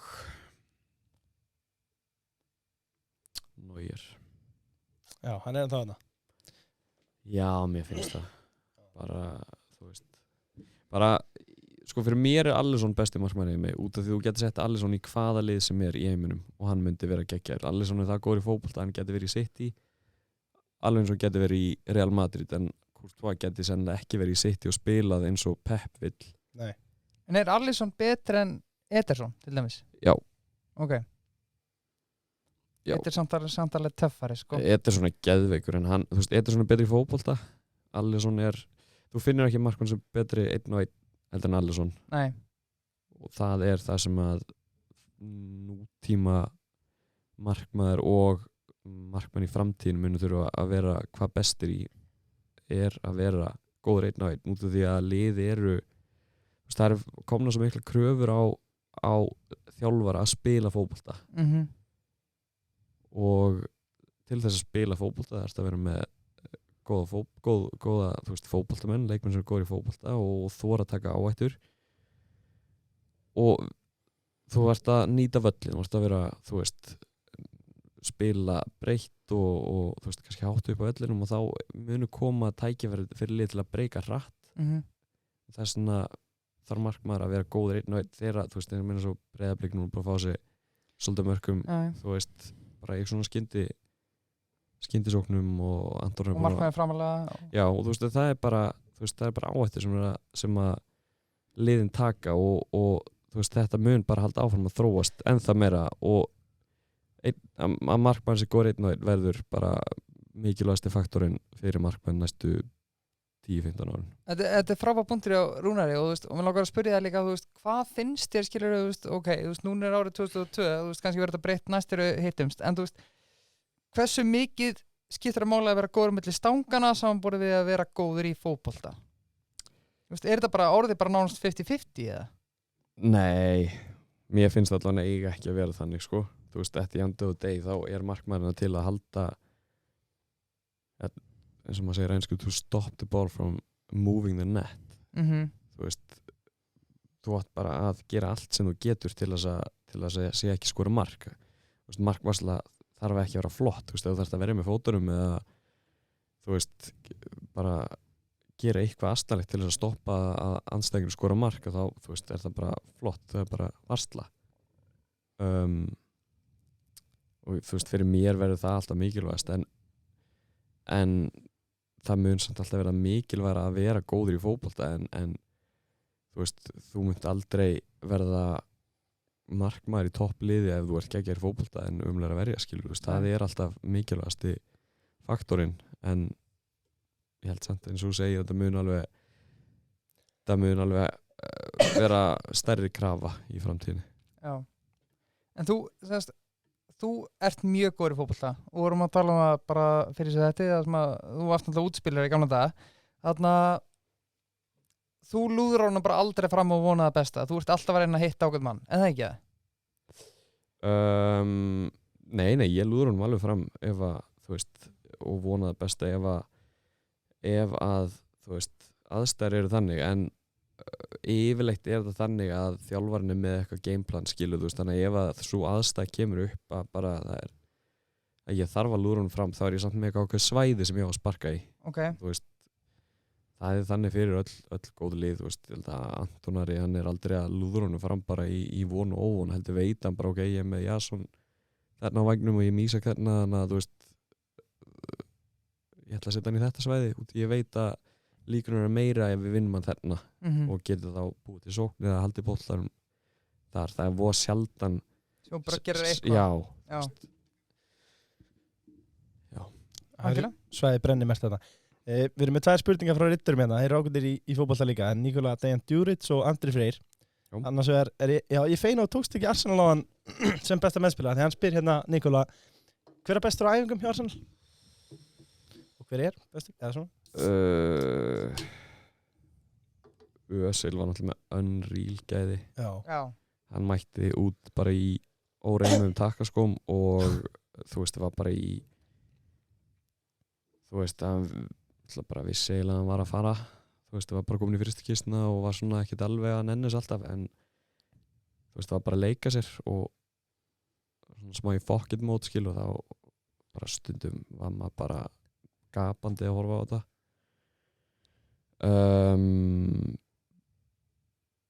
Mér fannst Joe Willock alltaf ógeðslega góður líka. Áhugavert. Pepe, Emil Smith Rowe geggjaður líka. Hann svona, þú veist, bara fótboltagaur. Já. Þú veist, þú sér bara öllum hreyfingum og allt bara hvernig hann hvernig hann hagar sig og hvernig hann hreyfir sig bara hann með gæði og eiginlega ótrúlegt hvað tók hann langan tíma að koma sér inn í lið út því að maður sá alltaf bara á æfingum hvað maður góður. Já, þú vissir á að þetta væri gæði sem væri að fara að vera leikmaður hann. Já og sama eins og sem með Joe Willock að þú veist leið og hann fer á lán og bættar ekki eitthvað með að skora þarna eitthvað 7-8 leikjum í röðu eitthvað verið Newcastle, veist, það kom hann ekkert óvart og því maður sá hann gera svona hluti á æfingum en bara erfiðar að brjóta sér inn í liðið hjá Arsenal sko. Algjörlega. Andri fyrst byrja hérna hvort heillar meira í Arsenal, seðlinn eða Arteta ból? Bara þú veist bara geggja að fá að spila í Prem og Ævar og þú veist, launin sem að fylgja náttúrulega bara geggja fylgifisku þess en þú veist, þetta náttúrulega bara þú veist, eins og ég sagði þetta bara ástríða að vera í fótbolta þannig að bara, mér fannst það aðal þú veist, aðal svona fegurðin við þetta bara að fá að upplifa Premier League Hversu mikill munur á Premier League og öðrum deildum af því að umfjöllun er alltaf langt mest á Premier League og maður sér mest af því en hvernig myndur þú segja svona bak við tjöldin sé þetta með við frönsku og belgísku og þú veist tala alltaf líka það eru bara staffið þarna í kring er bara já ég myndi alltaf að segja að það er klárlega aðal munun þú veist æfingasvæði á Arsenal eru örugglega tvisvar stærra heldur en bara KR og það eru að tala sko bygginguna þú veist það er bara stærri heldur en og það ekki bara A-salinn, B-salinn, félagsheimili allt saman, þú veist gera það sinnum 2, þá ertu komið með æfingasæði sem við vorum, eða sem sagt æfingabygginguna sem við vorum með klefar og allt þetta dót, þú veist, sundleg og þú ert með allt til alls þennan og svo ertu með þú veist, fyrir hvern leikmann ertu sennilega með 2 úr staffinu, þú veist, það er bara það er svona lágmarka vinnumandi. Já, ég meina, þú mættir manni leiðin sem maður mætti einhverjum nýjum á hverjum einasta degi og bara, já, neða, þessi gæði er búin að vinna hann í 15 ári en sjá þetta, ég bara, já, ok, einmitt. Það er svona mestu munum tíma en ég var í frönsku úrvalsdeildinni og hélt að það væri svaka skrif upp á því frá Danmörku, sko. En svo er þetta bara allt annar heimur en á Englandi. Já, algjörlega. Siggi Höskulds, hann spyr að þurftir að velja milli markmannsþjálfara A, með frábæra æfingar en lélegum mótivator og í mannlegum samskiptum eða B, með hræðilegar æfingar en frábær mótivator og góður í mannlegum samskiptum. Þessi er erfið, hún er skemmtileg. Já.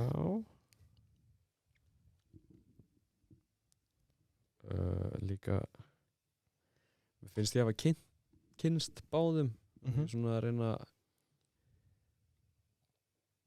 þú veist, það er ég held að ég myndi freka vilja á markmannsþjálfara sem er geggjaður þú veist, með geggjar æfingar. Já. Út af því að þú veist, ég er að æfa kannski 5 sinnum í viku í 1,5 tíma með markmannsþjálfara og þú veist, þarf ekkert endilega motivation ef ég veit að það er að fara að spila þá er ekkert að fara að leita eitthvað með öðrum gæði til að fá motivation fyrir leik. Ég er alveg nógu peppar sjálfur, skilur. Já, það er bara nökkafjallar eða eitthvað, skilur. Já, þú veist, en ég myndi freka vilja skemmta mér á æfingum þú veist, 5 daga vikunar. Hvernig er venjulega Arsenal-æfing, þú veist, segjum hún sé, hvað er hún, 1,5-2 tímar, þú veist, hvað ertu mikið að með markmannsþjálfara og svo ertu bara hendur í spil, bara þeimst að korter eða hálftíman eða hvernig er það? Það var rosalega mismunandi. Það var mjög mikil taktík.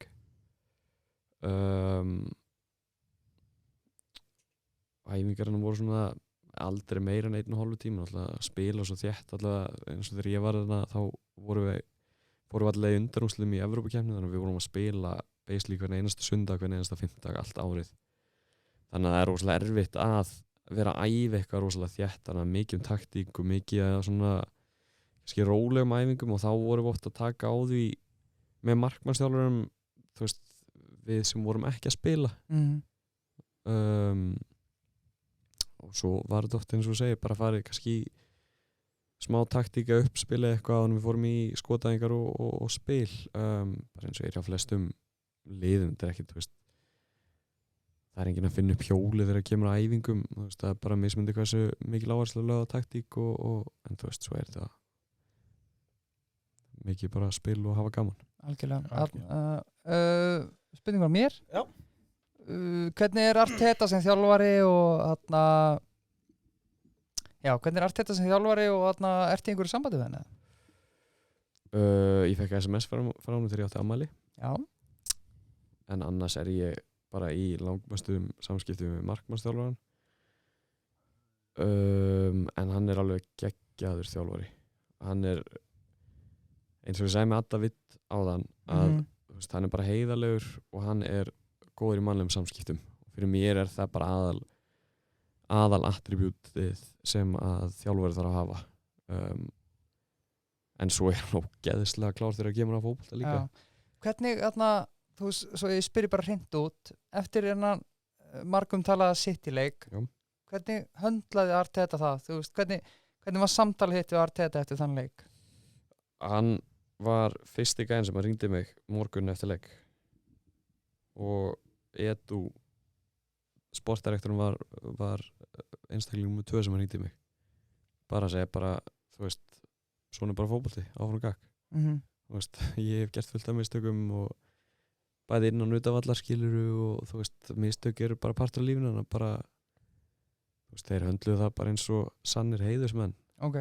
Og bara mjög þakkláttur þeim fyrir það. Já, vel gert. Já. Algjörlega. Hver er stærsti landsleikur þinn og hver er stærsti leikum félagsliði?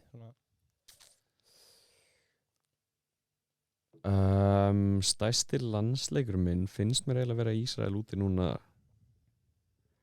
bara fyrir 2 vikum. Bara út af því að það er svona fyrsta skipti sem að við erum að byrja nýja keppni og það var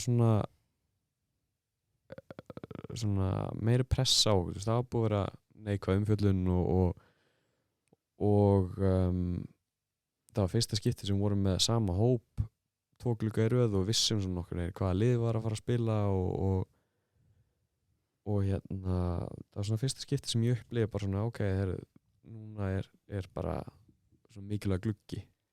En hvernig finnst þér sko umræðan hafa verið að því að það var einhver sem nefndi það sko að besta sem Hannes gat gert var að missa af einhverju leika því að þá kom einhver annar í staðinn og gerði einhver mistök eða eitthvað. Þú veist, hvernig fannst þér bæði bara umfjöllunum og gagnrýni vera á þig þegar þú varst að koma inn, þegar Hannes komst ekki, eða semst þegar Hannes gat ekki mætt í lið og þú veist, fannst þér þetta vera erfitt að koma inn fyrir Hannes þegar hann var að detta út á sínu tíma? Nei, ég held sko mikilvæg þessi gagnrýni á mér persónulega, ég verði látt rétt á sér. Þú veist, ég veit alveg þú veist, ég er minn helsti gagnrýnandi. Ég setur rosalega mikla kurjóra á sjálfum mig, þannig að ég veit alveg upp á mig sökina þegar ég á sök í marki og það var fullt af hluti sem ég hefði átt að gera betur. Þó svo að ég sé ekkert endilega sammálaði núna upp á síkasti endilega, núna er eitthvað svona kannski komið bara orðið auðvelt að gagnrýna mig, þannig að það er kannski núna fyrir eitthvað í seinni tíð þar sem ég hef verið svona eitthvað kannski aðeins meira ósammálaus en að fullt af hlutum í byrjun míns landsliðsferils sem að bara átti rétt á sér en þú veist það er bara eðlilegt að það var pressa mig út í Hannes bara var geggjað fyrir landsliðið og sennilega besti markmaður sem að Ísland hefur alið það er ekkert auðvelt að fylgja í hans fótspor eina sem var erfitt að þú veist, maður kom inn í marga þessa leiki þú veist, með leikmenn sem voru ekkert að spila saman og voru ekkert samstiltir og þú veist, öllum leiðin svo þau þurftu að eiga geggjaðan leik til að eiga séns að spila og það var svona erfið að stísu en þú veist, að koma inn á eftir Hannesi var bara þú veist, það var bara aðstæð sem ég gæti ekki breytt skilu og gæti ekki gert í. Og líklega stressandi fyrir því að koma inn þegar Hannes er number 1 og þú færið einhverja leiki og veist að öll bara þjóðin bara elskar Hannes út af lífinu og þú ert bara, þú veist, ein sending nánast bara off og þá ertu bara dæmdur fyrir lífstíð, sko. Já, það, þú veist, manni leiðal oft hannig en þú veist, eins og ég segi, þú veist, Hannes bara vann sér það respekt. Þannig að þú veist, ég get alveg kvartað yfir því og eitthvað en þú veist, get ekkert breytt í. Nei, áfram gakk bara. Já. Það er fullt af ungum og spennandi leikmönnum í landsliðum dag. Er einhverjir svona sem út sérstaklega spenntur að fara með inn í nýja tíma og gera þetta að nýri gullkynslu? Hverju fá sjátt? Já. Skagastrákanir, mínu menn Hákon og Ísak. Já. Mér finnst það bara geggjuð saga, þeir séu bara eitthvað bestu vinnir og séu bara að bossa miðjuna í FCK og landsliðinu. Ísak reyndar aldrei spila mér á vangnum hjá FCK en þú veist, spila miðjunu hér og þú veist hvað, byggur ekki í næstu götu frá okkur með eitthvað upp á Skaga, mér finnst það geðveik saga og báði bara ógeðslega góður í fótbolta. Þú veist, maður gleymi oft hversu ungir þeir eru, sko.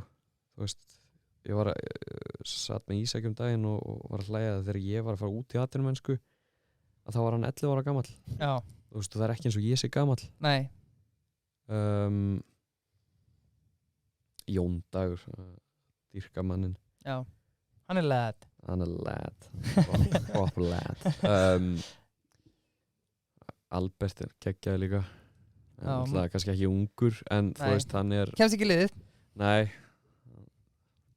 Hann þarf að standa betur á æfingum. Hann þarf að gera þessi brók. Ég er búin að segja það við hann. Við erum Kjartason með spurningu hvort ertu þingri í steypu eða bréfinum? Ég er í steypu. Bréfin er ekki alveg búin að ná góðið mig upp á síkastegna. Ég þarf að vera þólmaður, það ekki? Hárrétt. Já. Ég er steypu. Beða að hilsa vögg bæði. Já, skilur því, og þið heyrum þetta. Lúp, svima bræði. Mango Tango ekki? Það er Mango Tango. Já. En læmin er heldur góður eins og sjá hana. Ég tek hann eiginlega bara hans, sko. Já, nú sumar, það eftir að færa yfir í Mango Tangoinn. Já, ég veit það. Ég er bara konservativ, sko. Það var sæt með þeim bestu sem þú spila með? Er ég að velja markmann þá líka, eða... Nei, við skulum bara hafa því í rammanum. Ok. Við viljum bara 5 fyrir fram að því. Og með tíul. Wow. Ég líka að hugsa hvernig liði ég vilja vera með, sko. Er ég að velja frá Arsenal? Nei, Sleppa því. Nei, þú mátt bara velja alla sem þú spila með. Sko, Jesus, þetta er alveg ómögulegt svona on the spot, sko. Já. Ég var að setja Stano í liði, víst, ég valdi hann sem besta meðspilin á hann, ekki? Ok. Fara miðinu á mér. Ok.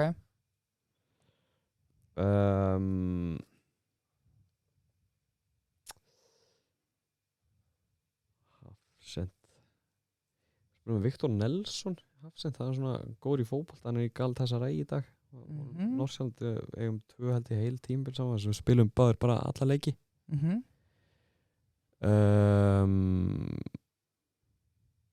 Ég held að setja Emil Smith-Rowe nú því ég spilaði með honum áður en hann fekk breakthrough sitt. Hann fær að búa til mörk þannig að Emil Smith-Rowe niður. Emil Smith-Rowe niður.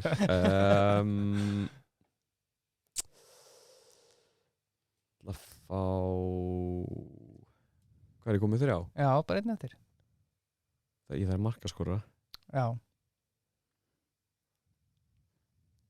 Þegar stórt er spurt maður, wow.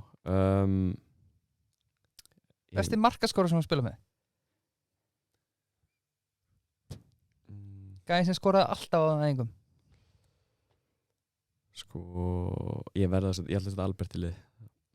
Albert Guðmunds, hann fyrir upp á topp hjá mér. Ok. Hann er ógeðislega góð líka. Já. Hversu góð slúttar hann? Hversu leiðilegt er það þegar hann stendur hann fyrir fram að því? Og hversu góð vítaskitt er hann? Af því að honum finnst hann heldur góð sjálfur, veit ég, sko. Hann er mjög góð vítaskitta. Dagsformi ræður svolítið slútturinn hjá hann, sko. Það getur verið hvor er í betra standi akkurat á deginum, sko, en hann bara svo góður í fótbolta. Aubameyang var samt að ringja, hann er ekki sáttur. Ég held að ég hafi ekki spilað með honum. Nei, en hvernig var hann að slúta á móti þér? Hann var ekkert frábæra æfingaleikmaður. Nei. Hann Lacazette var til dæmis geðveikur á æfingum. Að menna Aubameyang var oft svona, þú veist, að spara þetta fyrir leikina, eins og margir eru. Já. Gaman að heyra svo að segja bara eitthvað, svo Lacazette fín, skilur það alveg gaman að heyra svona. Hann náttúrulega gallinn við Rúnar Alex og Arsenal tímana sem hann fær ekki að spila móti besta og vannmennsta leikmanni í heimi Olivier Giroud það er rétt en hvort finnst þér, ef þú mætti velja vítaspyrnu að bara landsliðar að spila úrslitaleik á HM þú ert á punktinum og þú getur varið og þú getur gert okkur heimsmeisturum við erum að tala hvenær verður þetta 2030 já og þetta er senasta skiptan og þú veist hvernig stíl hún tekur þetta er annarkvort Jorginho stæl eða bara John Terry nema hann rennur ekki á punktinum hann bara lúður á hann á því hvort myndir frekar vilja? John Terry já þessi hesi eru leiðileg við viðröngum já sko út af því þetta snýst bara tímasetningar sem að þú veist hjá markmannum þú veist hvenær ég að fara að leggja af stað í að skutta mér eftir boltanum ef ég veit að þú veist einhver að fara að taka John Terry í vítaspyrnu og horfi bara á boltan allan tíma þá get ég svindlað já þú veist þá get ég bara gamblað bara ok ég veit að hann búin að setja 8 af síðan 10 vítum í hægra hornið og ég get bara farið þegar hann á kannski 2 skref eftir að boltanum þá ég komin í hornið þegar hann að fara sparki boltan en ef að ég að bíða eftir einhverju hoppi og bara þú veist tek eitt vittlust skrefa eitt vittlust svona millihopp búið þá ég bara úr leik já ég myndi alltaf frekar vilja fá bara eitthvað sem lúðrar hefurðu farið í vítaspyrnukeppni?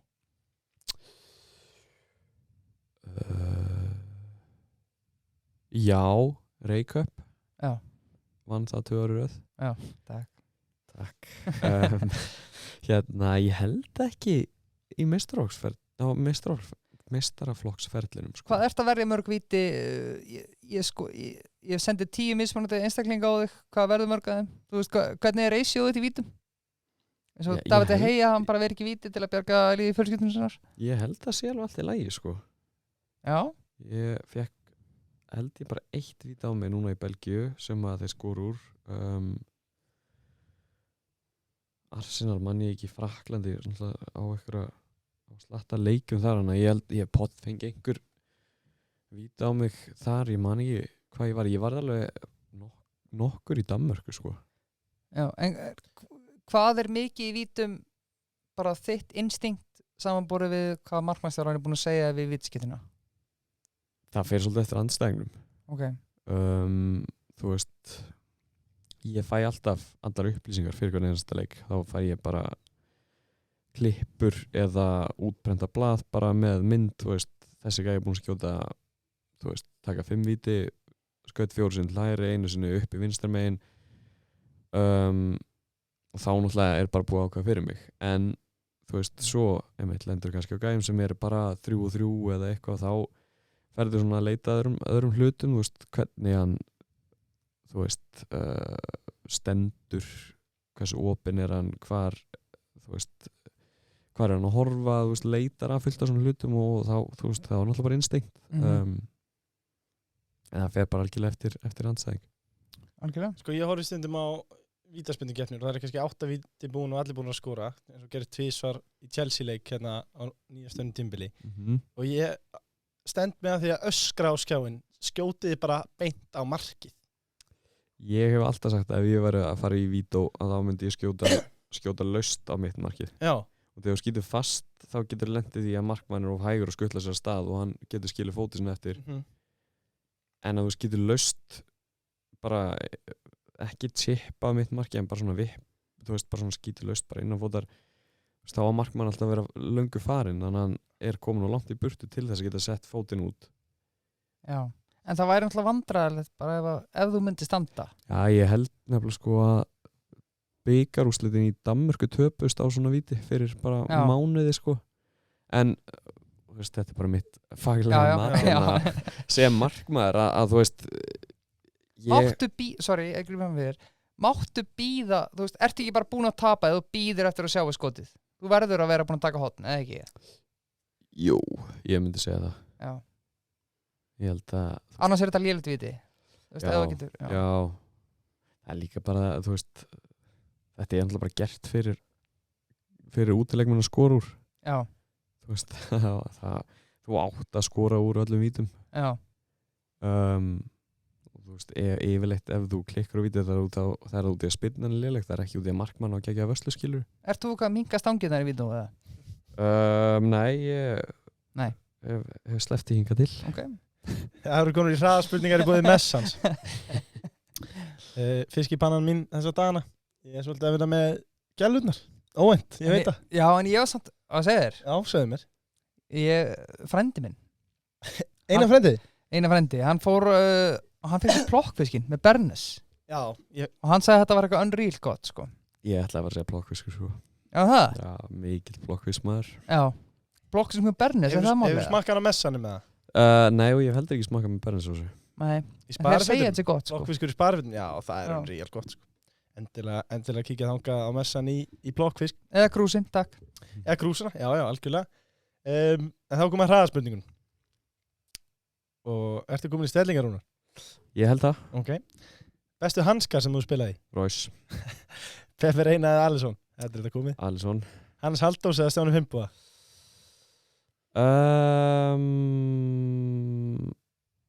Hannes.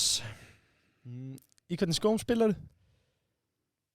Ég er svolítið að flakka á milli núna. Ég var í Puma núna að prófa þá daginn. En ég er búinn að vera í Adidas þar ár. Var boltinn inn á móti Ísrael?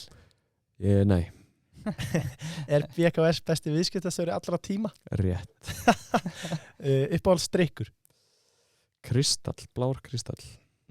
Skemmtilegt. Uppáhaldsmatur?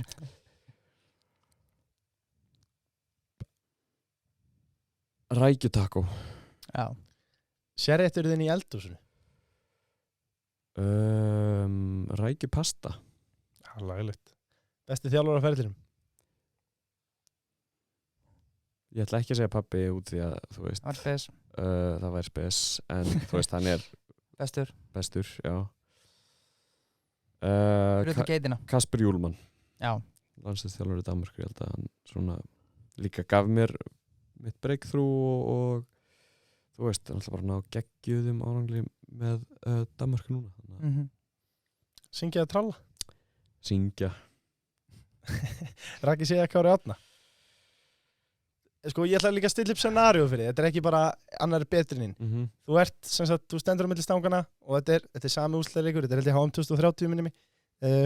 Og annar þeirra er upp á sitt besta og hann er seinasta víð að stoppa varnarmann, 1-1. Vá.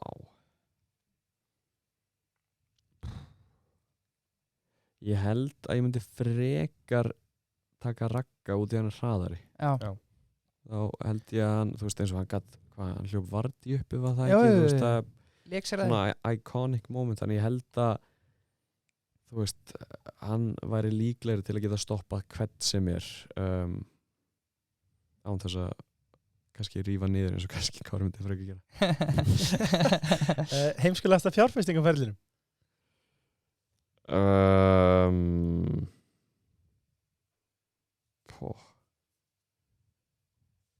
Hlutabröðu núna maður. Já, hann er búin að vera heppninga til held ég. Eldrauður, en það er bara tímabil. Já. Þetta er langtíma Diamond Hands. Þetta er langtíma fjárfesting. Þolinmæðin. Rétt. Þetta er búin að vera geðvikt. Herri, fyrir ekki, ég var hérna finnasti meðspilari. Finnasti meðspilari? Það var einn í Frakklandi. Hann var að hætta núna. Þetta er Fredrik Samaritano. Það var ógeðslega gaman á honum. Og það var svona, þú veist, út því ég var að læra frönsku og svona gaman að hann var alltaf djók í manni, sko. Óli Skúla, marg talar í þessu samhengi, held ég bara á Íslandi. Mjög gaman á honum. Jón Dagur, hann bullar mikið. Kaffi eða síkó? Kaffi, mjög mikill kaffi maður. Já. Hvað ertu að vinna marga bolla á góðum degi? Á góðum degi myndi ég ekki fara yfir 3. Það fyndi það því að hann var í síkó fyrir utan, sko, þegar ég stók hann á það. Nei, á góðum degi er ég 3, en þú veist, ég fer alveg stundum upp í kannski 4-5 eitthvað, en ég myndi segja svona góðu kaffi það er 3. Já. 3 góðir, litlir espresso. Akkur hatar Arnar Þór Albert Guðmunds? Hann hatar náttúrulega alls ekki. En þú veist, þjálfarar hafa bara sína ástæður af hverju einhver leikmar passa kannski betur inn í eitthvað leikskipulag á einhverjum tímpunkti, þú veist, það er ekkert sem þau eru bara að kyrjast þig. Já, ég meina, þú veist, það er ekkit, þú veist, Albert, bara bestu vinur minn og elskar út af lífinu, en hann þarf líka bara átt þess á því að þó svo hann ekki spila núna, það þýðir ekki að mun ekki spila næsta leik og þú veist, þetta er bara eitt gluggi og þú veist, bara það vildi svo til að þeir tóku þessa ákvörðun núna. Já. Þú veist, en kannski setur hann vinnurinn í næsta leik og verður aftur hetjan sem að allir töldu hann vera, skiluru. Þú veist, það er svo ógeðslega stutt að milli í fótbolta. Algjörlega. Algjörlega.